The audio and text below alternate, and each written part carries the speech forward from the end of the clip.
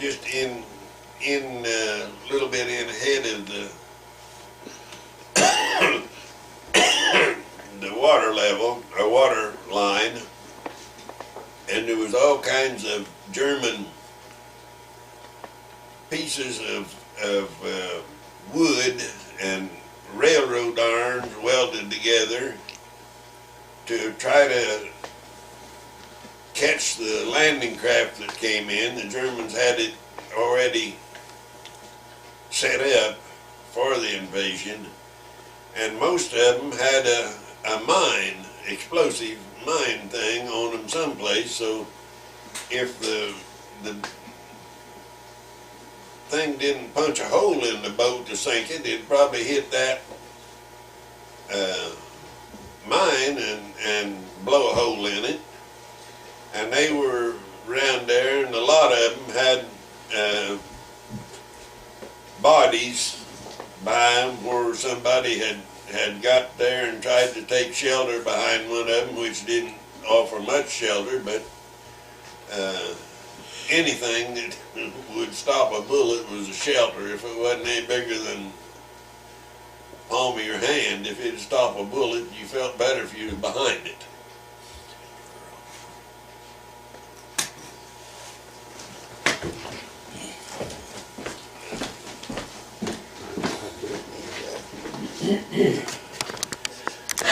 Oh my God! And then Bam!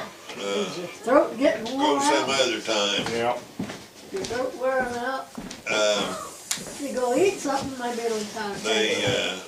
There's ham and cheese in there. Let's see, we were standing on the beach in the platoon formation, and for a long time, the story was that there was no German aircraft over any of the beaches on D-Day, that there had been a air base, German air base there close, but they knew when the invasion came, the Germans knew that that'd be the first thing they'd hit, probably would hit it before they invaded, and they had moved it, and there was only 2 pilots and 2 aircraft left on that base. And on D-Day they said that there was no German aircraft in the air, but I definitely remember seeing 2 planes, ME-109s, go over the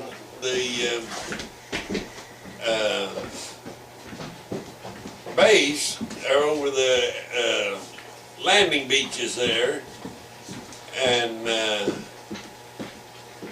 sometime years and years after the war, I read the book, and I've got a book here someplace, I don't remember which one, but it said there were 2 German pilots there and gave their name. One of them was a colonel, name was Priller, and the other one, I don't remember what his name was, they said, but he was a flying sergeant. It was the wingman for Colonel Priller. And they were over the beach, but they didn't, as far as I know, they didn't machine gun or anything like that, strafe anybody, but they did fly over the beach. And I knew that, but officially they said there was nothing over there. But then years later, they said that those 2 pilots had been over the beach. But when we got ready to move off the beach, we started out and got out of the little town, and I don't remember exactly what town it was. I think Courcelles, but I'm not sure about that even now. And the first dead Canadian that I saw was Queen's Own Rifle corporal, and he was laying in a farm when we were out of the town, really. Of course, the just a little town like, And the the French had straightened him out. I have no idea what position he fell in when he was killed or even what killed him. But they had straightened him out and put his arms across his chest and his feet crossed and had covered him, a lot of him, with flowers. I remember I can see it just as plain I can't describe him, but if he walked in the door, I'd know his face. It just made that much of an impression on me. And I thought that would make his people back in Canada, his mother and grandmother or whatever, if they knew that he had been covered with flowers by the French, it'd make them feel better. It'd make it a little easier for them. I mean, it wouldn't solve everything, but they would be glad that it had been done. I do remember thinking that. But they told us that there was snipers along the route that we were taking, and we would probably be shot at. And they said if you're shot at from a close distance, don't really try to shoot back at him, but go at him with a bayonet. And I thought, well, that's about a stupid thing. If I see him, I'm going to shoot him. But thankfully, I didn't have to. But while I'm on that, war itself, there's nothing glamorous, heroic, all the things they describe war being. It's absolutely nothing of those. It's a horrible, dirty, inhuman, unnecessary activity. Humans, as far as I know, are the only animal that forms up in big groups to kill another big group of the same. I am convinced that other forms of mammals, animals, whatever, are smarter than that. I don't know, I may get in trouble for saying that from some people, but old men make war and young men die.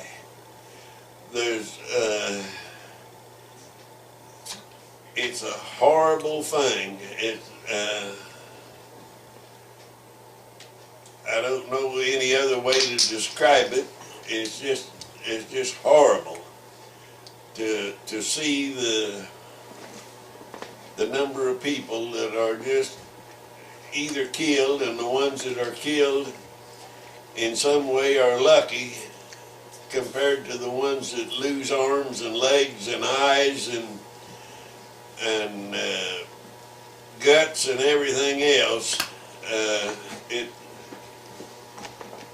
And it's all so unnecessary.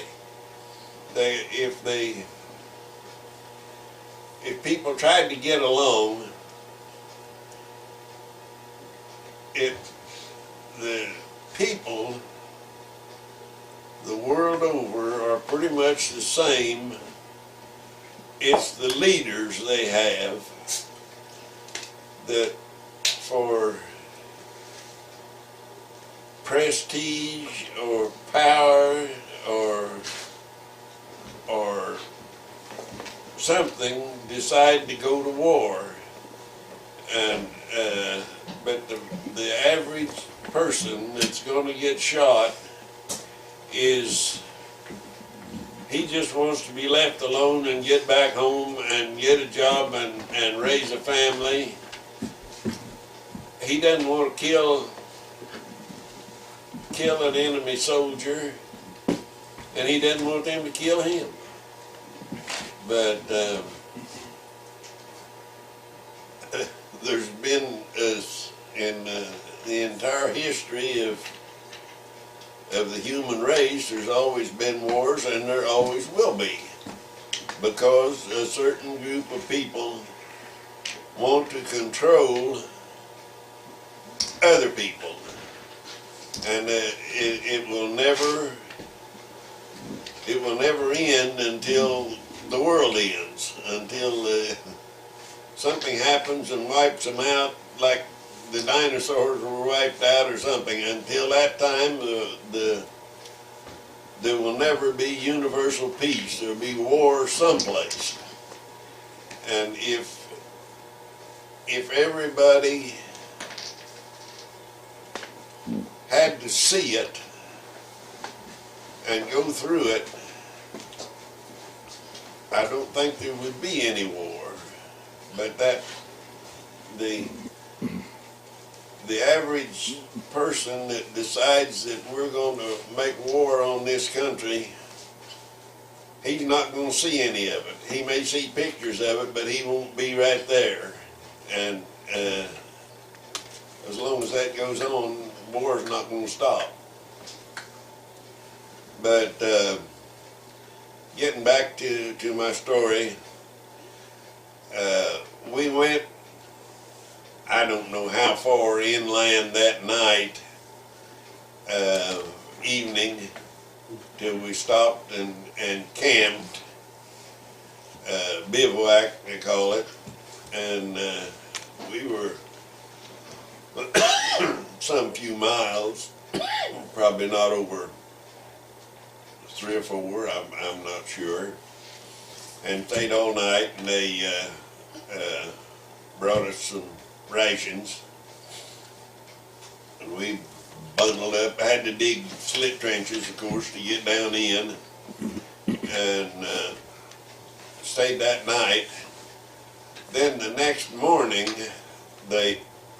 we formed up in 2 groups and went out on they call it a fighting patrol. We were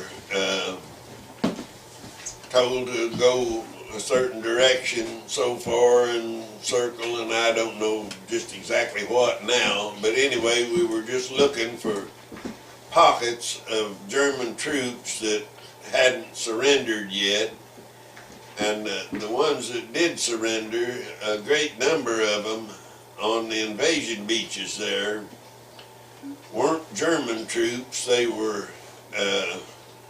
troops from some other country that Germany had captured, and the soldiers decided that rather than be prisoners of war in Germany, they would volunteer for the German army, and practically every prisoner told you he was either Polish or Russian, and the biggest part of them were. But a lot of the Germans, they all wore the same uniform and everything, and we didn't know the difference. And a lot of the ones that were German, they'd still tell you that they were Polish or Russian in hopes of better treatment. And I guess maybe they got it, I don't know. But when we got back from that patrol of 2 groups and back into the same platoon again, they told us that we were going to a French-Canadian regiment, the Regiment de la Chaudière, which had lost 11 platoon B company. Every man had either been killed or wounded in they had started to dig in a farmyard or garden or something, I don't remember what, but anyway, the place had been mined with teller mines, I believe it was the name, a teller mine or a shoe mine, I can't remember which, But anyway, it was buried in the ground, and the detonators, there's 3 little prongs stuck up above the ground, and they were so little you couldn't see them unless you were really looking. And if you stepped on one of them, or something hit them, whatever, they jumped up about waist high. They had a propellant charge underneath of them, would blow them about waist high, and then they would go off, and they were filled with ball bearings and horseshoe nails and pieces of metal, just anything that would tear you up. They were stuffed with that, and this whole platoon had got in there, and the mines in that area where they were had all been wired together. So whenever the first one went off, the whole bunch, and I don't have any idea how many mines there was. There could have been from a dozen to 40 in that area. I have no idea, but they all jumped up and went off at the same time and got every man. They weren't all killed, but they were, the platoon was wiped out, and they said that we were going to replace that platoon. And we were, I think I mentioned before, there was Highland Light Infantry, Winnipeg Rifles, Queen's Own Rifles, Canadian Scottish. Every platoon, regiment, every regiment in the 3rd Division probably had a few members in that platoon. And we were all scheduled to go to our designated regiments, but they took us all as a platoon to the Regiment de Chaudière, which was a French-speaking regiment. And there were a few people in the platoon. I don't really recall that there were any people, I'm sure there were, in that platoon that were already designated as replacements for the Chaudière. They were everything else, but there were a few of them. Most Canadians can speak a few words of French. I knew absolutely none, but anyway, that was on D+1 that we went to that regiment, and we stayed there 36 days. And the next segment of this story, I'll tell some of the stuff about what happened in the Chaudière. All right. You want to see something that just...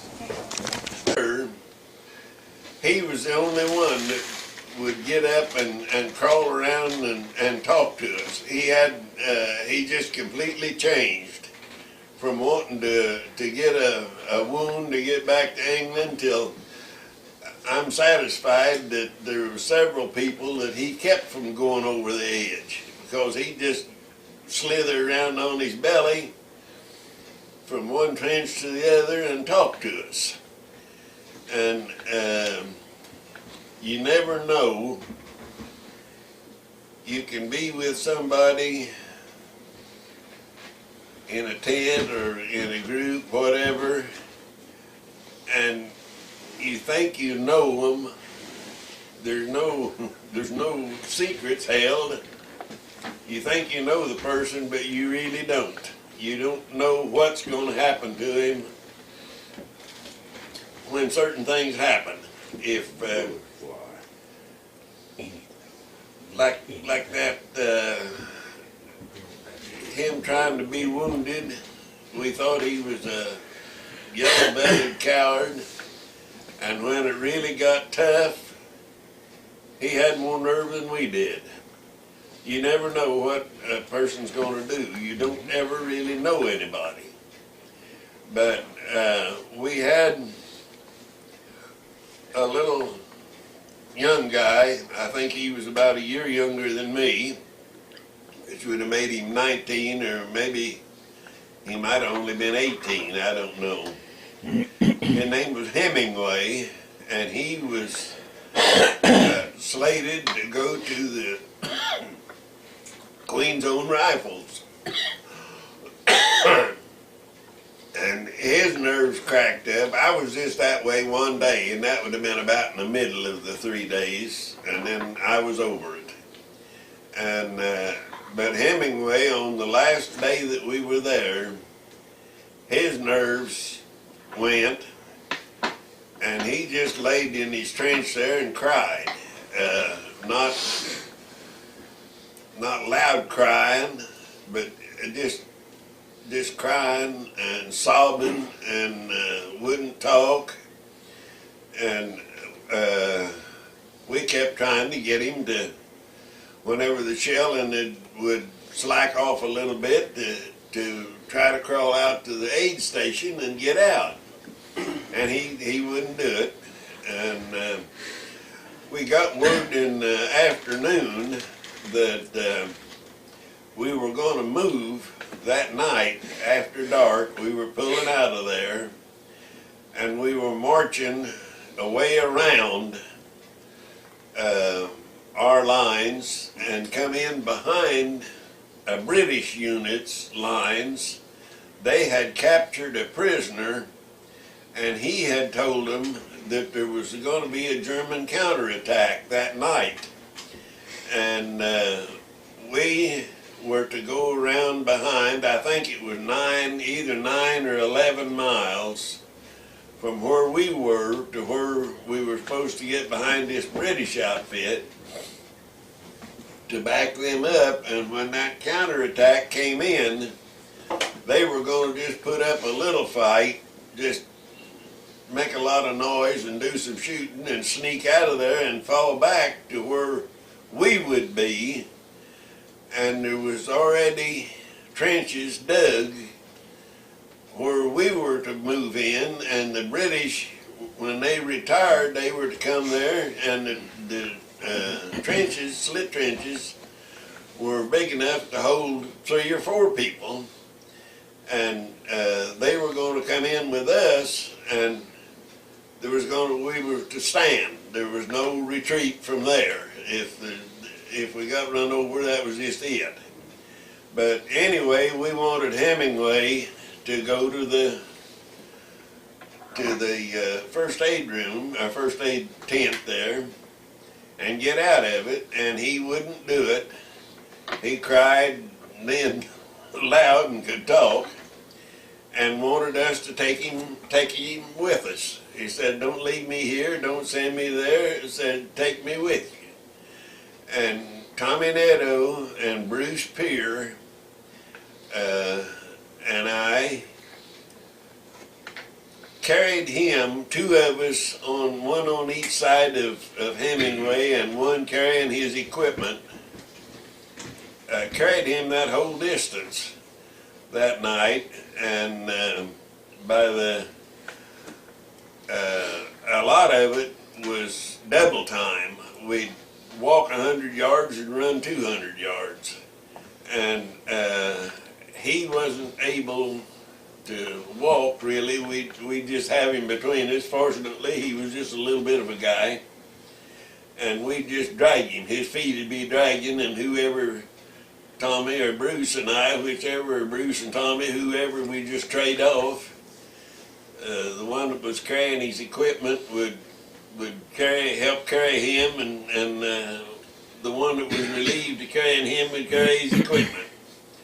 But we took him with us that whole 9 or 11 miles, whichever it was. And by the time we got there up in the night, the Germans never attacked. We never had anything. I mean, I don't know whether the Germans called off the attack or whether the German prisoner had just told them that. I have no idea about that. But anyway, there was no attack came in. And the next morning, Hemingway was all right. And whenever we split up, then after probably a week after that, or maybe 10 days, I never saw him after that. He went to the Queen's Own Rifles, but I saw in the Canadian Military Magazine he had been decorated for bravery in the Queen's Own Rifles. So, like I said before, you never know. You can't tell. You think you know a man, but you don't know him. You don't know what's really inside of him. But then we just more or less held ground, and till it came time to take Carper Cay Airport, and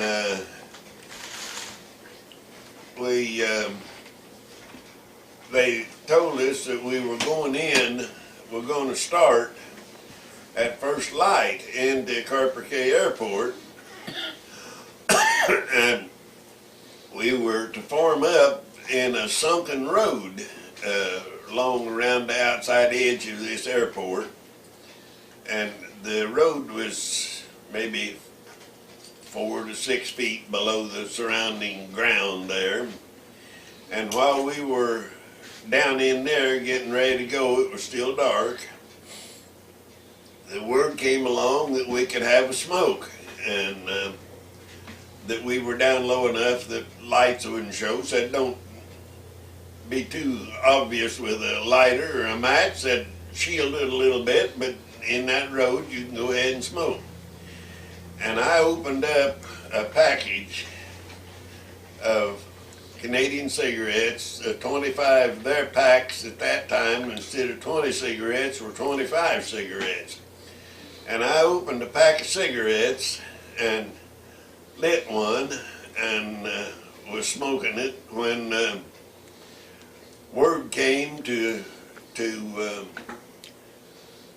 be ready to go over the top of that bank and start into the airport.